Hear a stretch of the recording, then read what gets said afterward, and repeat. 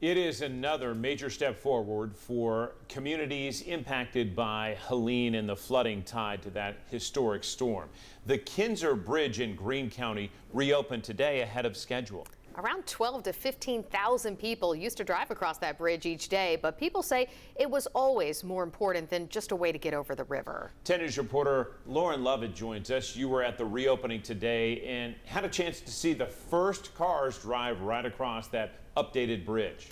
Yeah, John, Brittany, to say it was an emotional moment would be an understatement. I saw several people tear up as the connection to the south side of Greene County was restored, showing the strength of a community still working to recover. Commissioner, he was about 3 minutes late, and I was going to aggravate him about it, but then I realized, no, he's a month early. The bridge connecting two parts of Greene County collapsed 8 months ago when floodwaters during Hurricane Helene washed it away. Very scary to see how high the water had gotten. Kim Phillips has lived right next to the Kinser Bridge since 1999. She was shopping on the other side when she learned there was no bridge to return on. My husband called and said, you can't come home. And he said, the water's high, it's too dangerous, you can't come home. He called back in about 5 minutes and said the bridge is gone. She says months of driving alternate routes has been a major inconvenience.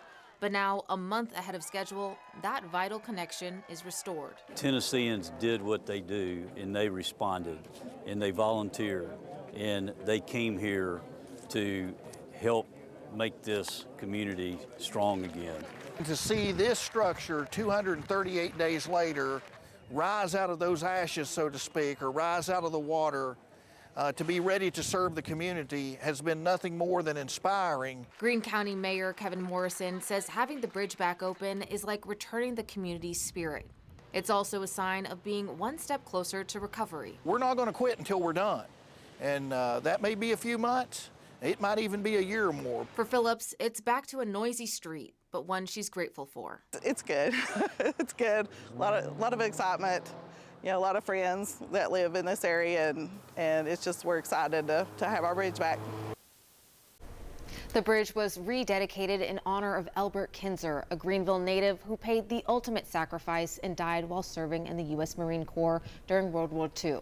Today, the Kinser family were the first to drive across the bridge this afternoon, followed by many other cars grateful to see it reopened. John, Brittany. All right, good to see. Thanks so much, Lauren.